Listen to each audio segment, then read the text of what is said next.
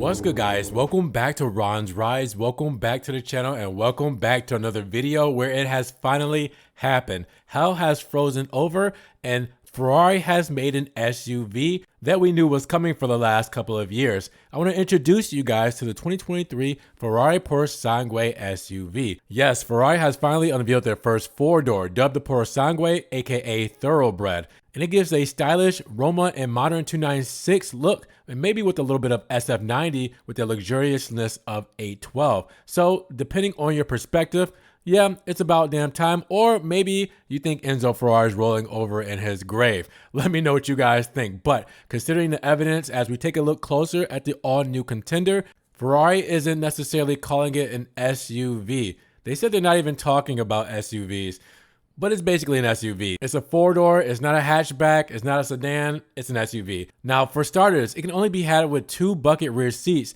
not a family-ready bench or, God forbid, a third row. Second, there are enough packaging sacrifices made in the interest of sportiness to suggest that folks in Modena really aren't interested in crowd pleasing. For starters, the trunk is a modest 16.7 cubic feet of volume, and it seems like an afterthought that defers to a coupe-like or coupe-like silhouette, favoring aerodynamics over absolute practicality. While Ferrari doesn't reveal drag coefficient stats for their GT cars, Ferrari corporate says that it does its job while maintaining slippery aerodynamics. Now, Ferrari put out all the stops to stack the Purosangue deck in favor of the balanced layout. As such, the big V12 engine is jammed up against the firewall, and the 8-speed dual-clutch gearbox is a rear transaxle that helps yield 4951 front to rear weight balance. A standard carbon fiber roof ensures the center of gravity that is as low as possible. And interestingly, Ferrari assigned a novel backward hinged rear door setup for the newbie,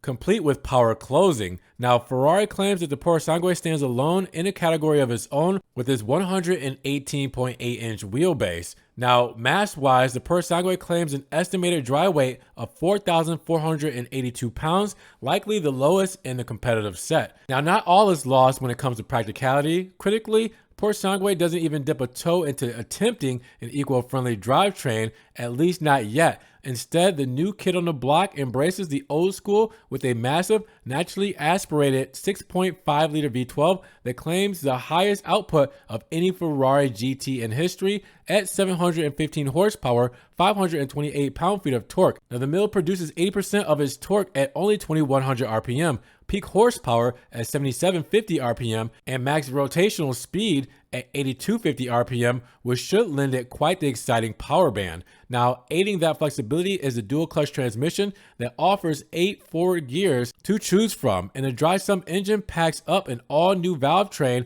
and a revised intake geometry to aid low-end power delivery. Now, the Purosangue is estimated to hit 62 miles per hour in 3.3 seconds and achieve a top speed in excess of 192 miles per hour. And like the GTC4 Lusso, the new model features an all-wheel drive powertrain, and the front drive unit disengages above 4th gear and or around 125 miles per hour. Now, working with Multimatic, Ferrari developed an active suspension system that leverages the Canadian firm's True Active Spool Valve or TSAV technology, which uses 448-volt actuators to control the damper stroke since the setup lacks stabilizer bars, and the actuators can work in concert to manage both pitch and roll. And the quick acting adjustments can manage both wheel motion and ride height, and the latter of which drop about 10 millimeters while the vehicle is cornering. Now, whether this is a sporty crossover, an SUV, or a sedan on steroids, considering it's focusing on delivering a driver experience for 4 passengers,